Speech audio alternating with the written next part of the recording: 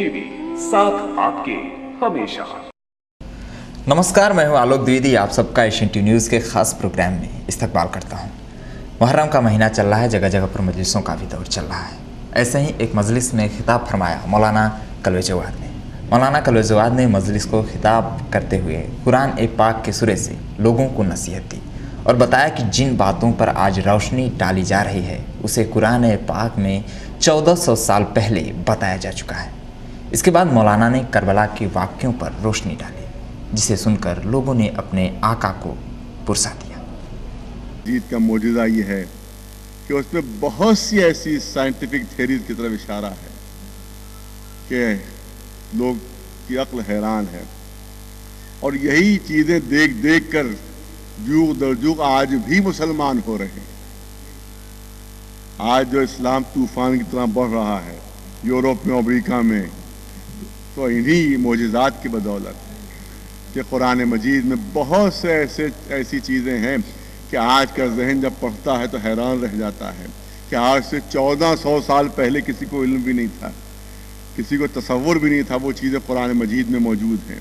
बहुत सी चीज़ें ऐसी हैं, ज़ाहिर है कि वो तमाम चीज़ें बयान भी नहीं हो सकती यहाँ पर, लेकिन दो एक चीज़ें मैं आपके सामने अर्ज़ करूँगा कि आज से 100 साल पहले क्या किसी को इल्म था कि इंसान जब बुलंदी पर जाता है तो जितना बुलंद होता जाता है उतनी ऑक्सीजन कम होती जाती है।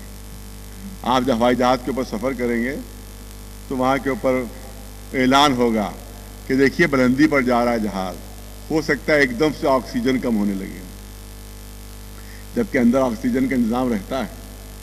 एकदम से ऑक्सीजन कम होने लगे तो एक वहाँ से होता है कि ऑक्सीजन मास्क जो एकदम से गिरेगी उसको आप अपने लगा लीजिएगा, ऑक्सीजन लेते रहिएगा, क्योंकि जितनी बुलंदी पर जाएंगे उतनी ऑक्सीजन कम होती चली जाएगी। इसीलिए आपने देखा है कि ये जो जाते हैं हवाई रॉकेट वगैरह जाते हैं उनमें सब ऑक्सीजन का इंतज़ाम रहता है, और ऐसा लगता है जितनी बुलंदी पर आप जाइएगा ऐसा लगेगा दम घुट रहा है।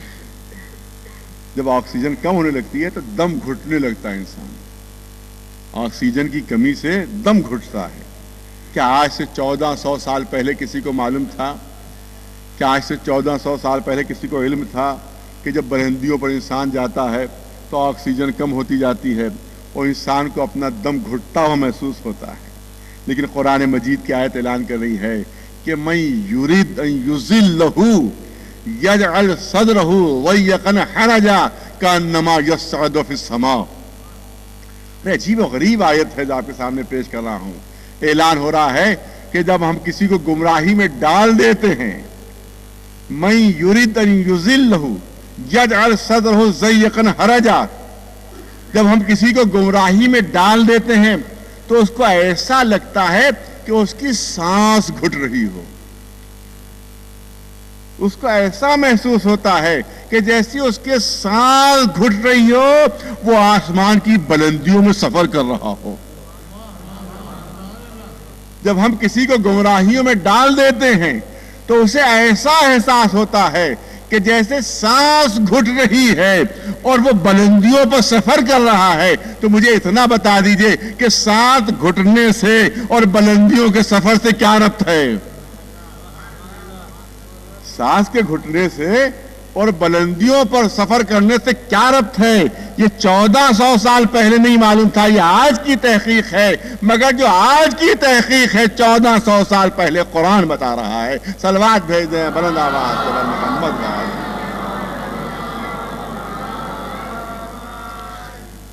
अच्छा, आप देखें कि ये सब इंजेक्शन वगैरह या ऑपरेशन वगैरह ये सब आजकल की इजाजत, इससे पहले ना इंजेक्शन था ना कुछ था।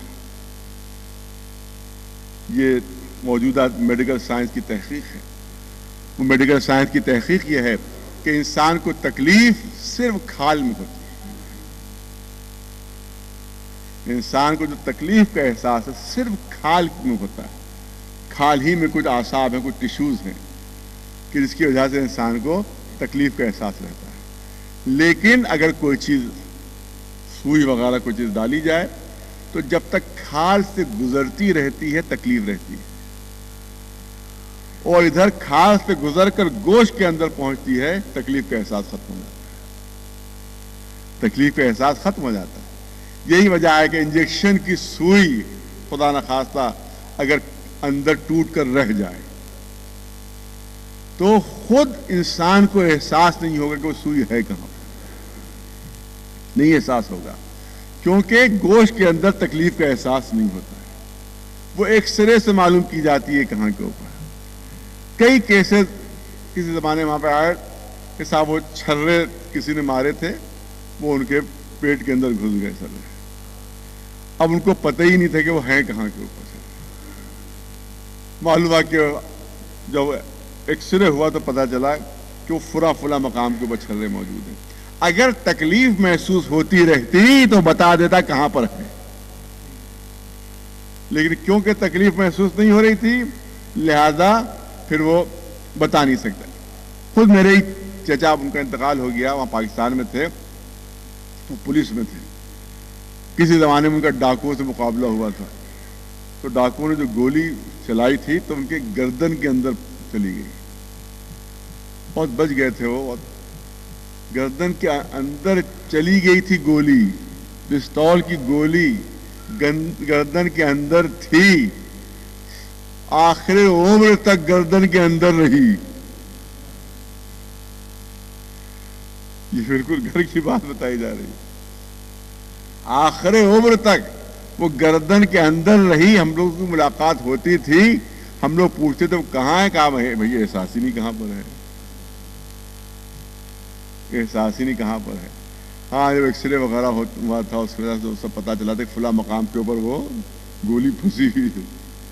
اس کا مطلب یہ ہے کہ آج کی میڈیکل سائنس نے ہم کو یہ بتایا کہ ادھر صرف تکلیف جو ہے وہ کھال کے اندر ہوتی ہے اور کھال کے علاوہ تکلیف نہیں ہوتی ہے. اب قرآن مجید کی آیت سن لی. ایک صلوات بھیج دے بلند آواز سے.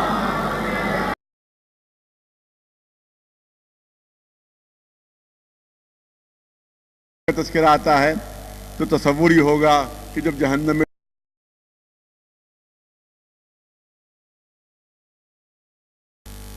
گوشت ہڈیاں سب جل جائیں گے. نہیں، ایسا نہیں ہے. قرآن مجید میں ایسا کوئی تصور پیش نہیں کیا گیا کہ جہنم میں جب گناہگار ڈالے جائیں گے تو جل بھن کر راکھ ہو جائیں گے.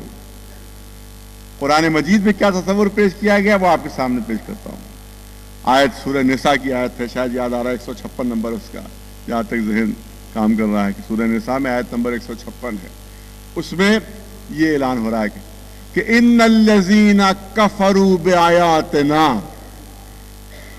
ان الذین کفروا بآیاتنا، جو لوگ ہماری آیتوں سے انکار کرتے ہیں، ہمارے معجزوں سے انکار کرتے ہیں، جو دلیل اور ثبوت ہم نے پیش کی اس سے انکار کرتے ہیں، سوف نصلیہم نارا، ان قریب ہم انہیں جہنم میں ڈال دیں گے.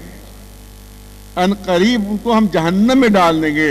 ظاہر ہے کہ جب جہنم میں ڈالا جائے گا تو اب تصور یہ ہوگا کہ وہ جل بھن کر راکھ ہو جائیں گے، گوشت ان کا جل جائے گا، ہڈیاں ان کی بھن جائیں گی. یہ سب تصور ہوگا. مگر آگے قرآن اعلان کر رہا، آیت اعلان کر رہی ہے کہ سوف نصلیہم نارا کلما نضجت جلودہم بدلناہم جلودا غیرہا لیذوقوا العذاب. جب ان کی کھال جل جائے گی، ارے توجہ رہے، جب ان کی کھال جل جائے گی تو ہم نئی کھال تبدیل کر دیں گے اور بار بار ان کی کھال تبدیل کرتے رہیں گے. جب بھی کھال جلے گی، گوشت نہیں، ہڈیاں نہیں، جب بھی کھال جلے گی تو ہم ان کی کھال برابر تبدیل کرتے رہیں گے تاکہ وہ مسلسل تکلیف کا عذاب برداشت کرتے رہیں. تو جو چیز آج بتائی گئی ہے وہ قرآن 1400 سال پہلے بتا رہا ہے. صلوات بھیج دیں بلند آواز سے محمد. ایک صلوات بلند آواز سے محمد. تو یہ ہے قرآن مجید کا معجزہ. یہ اعجاز قرآنی ہے کہ جس کو پڑھ پڑھ کر اس کو دیکھ کر آج بھی یورپ میں مسلمان ہو رہے ہیں اور اسی لیے دشمنی میں بھی اضافہ ہو رہا ہے، اسی لیے سازشوں میں بھی اضافہ ہو رہا ہے. اسی لیے یہ جتنے بھی آپ کو نظر آ رہا ہے یہ وہ جو وہاں پر جو ٹریڈ سینٹر کے اوپر حملہ ہوا اس کو بہانہ بنا کر کبھی عراق پر حملہ ہو رہا ہے، کبھی افغانستان پر حملہ ہو رہا ہے، یہ سب اسلام کے جو طوفان ہے اس کو روکنے کے لیے تمام سازش ہے، مگر وہ طوفان رک نہیں رہا ہے، وہ سیلاب رک نہیں رہا ہے۔ یہ دشمنی آج بھی ہے اور یہی دشمنی پہلے بھی تھی۔ یہی وجہ تھی کہ کوشش یہی رہی کہ جو اسلام کے حقیقی نمائندے ہیں، جو اسلام کے وارث ہیں، جب اسلام کا وارث ہی دنیا میں نہیں رہے گا تو جب اسلام لاوارث ہو جائے گا تو جو دل چاہے گا ہم اسلام کے ساتھ سلوک کریں گے۔ اسی وجہ سے کربلا کا معرکہ ہو رہا ہے،